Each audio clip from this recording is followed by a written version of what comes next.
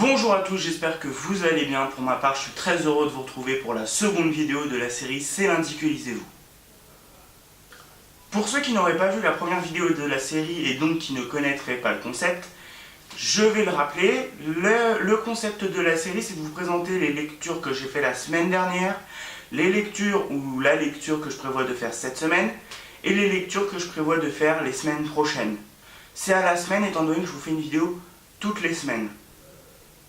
Je tiens aussi à m'excuser si vous entendez du bruit en arrière-plan, c'est parce que ma famille est à la maison et que je ne pouvais pas la tourner avant ni après. Commençons tout de suite. La semaine dernière, j'ai lu le manga King's Game. Il me semblait que je vous en avais parlé dans la vidéo précédente. Je ne l'ai plus, donc je ne peux pas vous le montrer. Je l'ai rendu à ma bibliothèque. J'ai de toute façon pas grand chose à vous dire. Ça m'a fait passer un bon moment de lecture, mais sans plus, donc je ne pense pas que je continuerai la série. Il n'y aura pas non plus de chroniques. Il se peut qu'il y ait des chroniques de manga sur ma chaîne, mais c'est pas un manga qui m'a tant emballé pour qu'il y ait une chronique. J'ai aussi fini cette semaine Reine des batailles de David Gemmell. Donc c'était un roman sublime. J'en suis très heureux.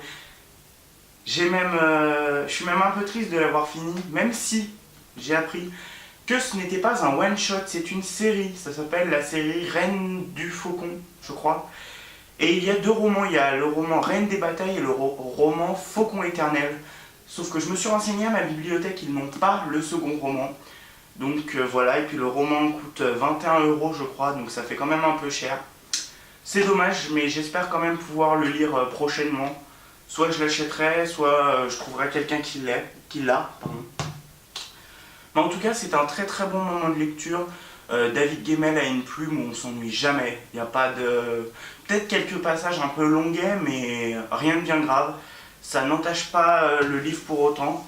Je l'ai lu assez rapidement, hein, mais je lis que le soir, donc je n'ai pas pu le lire non plus en 2 jours. Je l'ai lu donc en même pas une semaine. Ça fait passer réellement un très bon moment de lecture. Hein. Encore une fois, la couverture est superbe. Le résumé, je vous l'ai déjà lu dans la vidéo précédente. Si vous voulez le revoir, je vous mets le lien dans la description. De toute façon, il y aura une chronique dans la semaine sur ce livre, ainsi que sur le Dragon de glace de George Martin. Donc voilà, je vous en dirai plus à propos de ce livre dans cette vidéo. Cette semaine, je vais commencer la duologie de... Oh là là là là. Oui. Mais non, regarde pas la télé. Et non. Si t'aurais remarqué, j'essaye de filmer. T'as pas remarqué, j'essaye de filmer. Cette semaine, je compte commencer la duologie Le 6e Royaume. Je pense qu'elle s'appelle comme ça. Donc qui comprend le roman La Geste du 6e Royaume et La Maison des Mages d'Adrien Thomas. Donc j'ai en 2 éditions les 2 livres. J'ai l'édition en grand format parue chez Mnemos dans leur collection Icar. Et j'ai aussi le format poche, paru toujours chez Mnemos dans leur collection Helios. Donc c'est un roman de fantasy écrit par un Français. Il me semble que Adrien Thomas est français, si je ne m'abuse. Je vérifierai ça au montage. Donc c'est une duologie, donc c'est une toute petite saga de fantasy française, oui c'est marqué en plus. Donc c'est d'une petite série de romans, pardon. Je vais commencer par vous lire le résumé du premier tome et du second pour que vous sachiez un petit peu que ça vous situe l'histoire. Puis après je vous en parlerai brièvement de comment je compte le lire, enfin bref. Parce qu'il est quand même, il fait...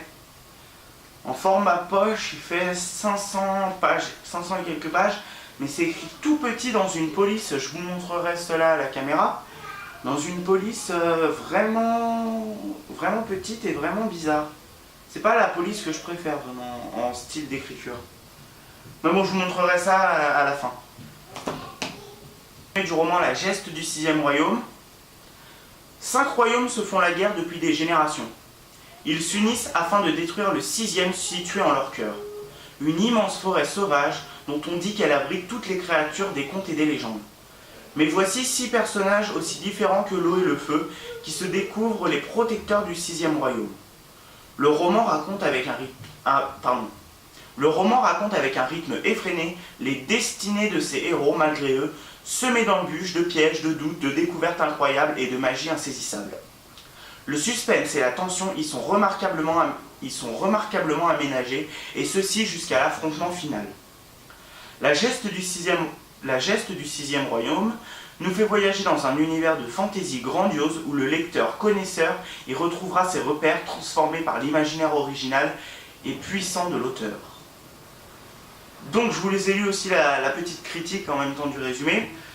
Donc on voit, on voit que c'est de la fantaisie, on entre dans un... Je pense qu'on va rentrer dans de la fantaisie médiévale, tout ce qu'il y a entre guillemets de plus classique dans la fantaisie. Après, tout ce qui va différencier, c'est la fluidité de la lecture, la fluidité de la plume de l'auteur, les descriptions, comment elles sont faites, parce que selon les descriptions, ça peut être long, ennuyeux à lire, lourd, etc. J'espère y passer un bon moment. Ça m'a l'air... D'ailleurs, il y a de très bonnes critiques. Hein. Aussi sur la version grand format, c'est marqué la nouvelle... Le second roman, je vous lis le résumé. Tihul est le plus mauvais étudiant de la maison des mages. Antalus, un mercenaire de bas étage qui vit au jour le jour entre tuerie et trahison. Kirué, je ne sais pas comment on prononce, craintif et chétif, est la dernière représentante du peuple décadent des elfes. Alish est un jeune écuyer malingre qui rêve de devenir paladin. Ce ne sont pas des héros et il est probable qu'ils ne le deviennent jamais. Pourtant, le destin du monde va heurter le leur de plein fouet et les jeter face à des forces magiques aussi anciennes que l'univers.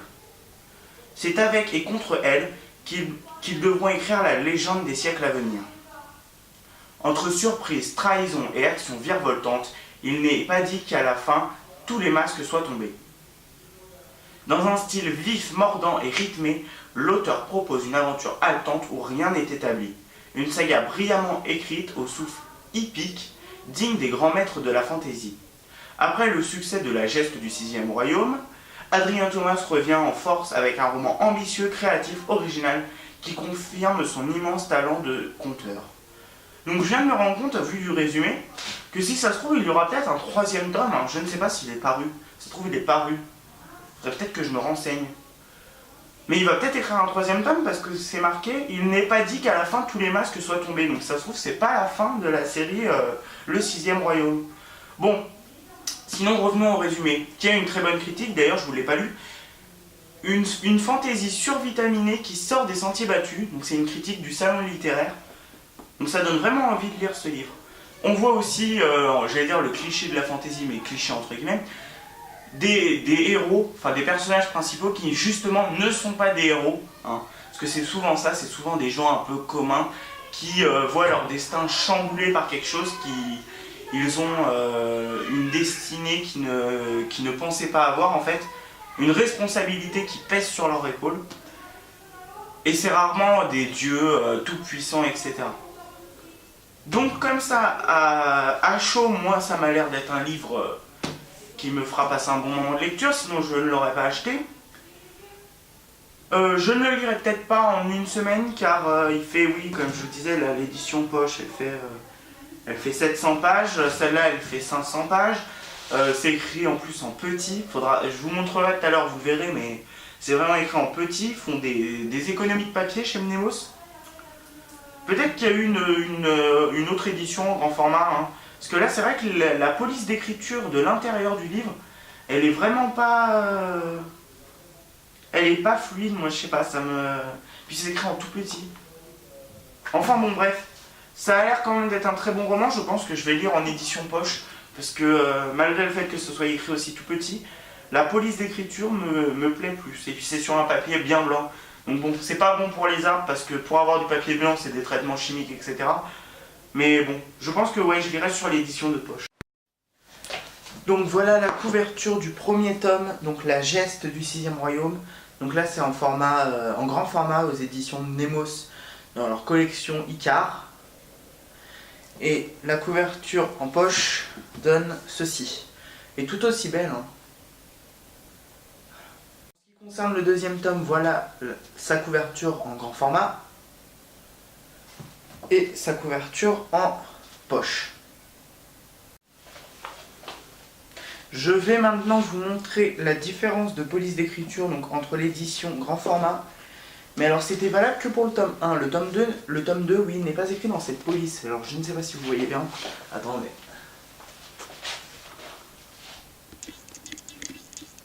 Là normalement vous voyez bien. C'est pas une police très lisible et très... En plus c'est pas bien aéré. C'est écrit en tout petit.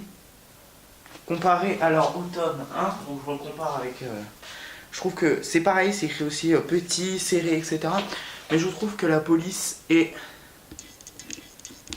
mieux. Du moins, moi je préfère. Après, c'est selon les goûts de chacun. Ensuite, pour mes lectures futures, il y a deux cas de figure. Soit la geste du 6e royaume m'a emballé et je continue tout de suite par la Maison des Mages. Donc c'est la lecture que je ferai ensuite. Hein. Je ne sais pas si c'est la semaine prochaine ou pas. Soit, alors là encore, deux autres cas de figure, pardon. Donc il y a en tout trois hypothèses. Soit je lis Farlander, le premier tome du Cœur du Monde, écrit par Cole Buchanan. C'est vraiment un roman, je vais vous le présenter après, je vous présente d'abord les deux romans comme ça. C'est un roman qui m'a vraiment attiré de fantasy avec des assassins. On entre encore dans une fantasy, je pense, médiévale. Hein. Je ne veux pas m'avancer, mais je le pense. Ou je lirai le 7e guerrier mage de Paul Beorn. Alors par contre là c'est un one shot, j'ai été surpris. Parce que c'est rare en fantasy de trouver des one shots, souvent c'est des séries de plusieurs tomes, au moins 2. Mais en même temps je me suis dit que si ça se trouve, il y aurait peut-être d'autres romans sur le même univers.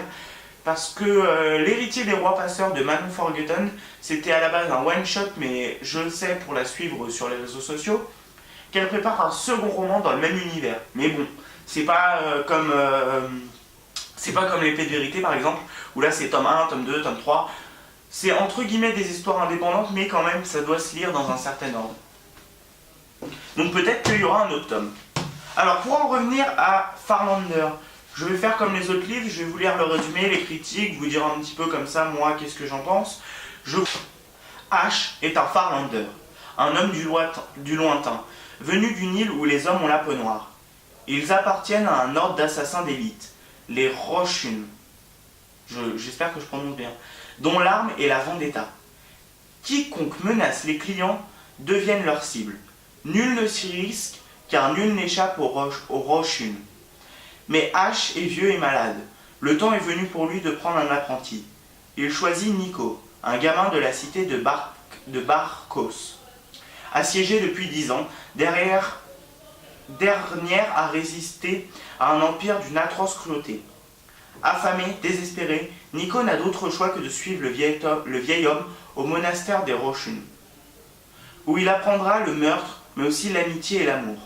Le jour où l'héritier de l'Empire égorge délibérément une jeune fille portant le sceau des Roshun, l'ordre exige d'assassiner l'homme le mieux protégé du monde. Jusqu'ici, tous ont échoué. Ash se propose. Il n'a plus rien à perdre.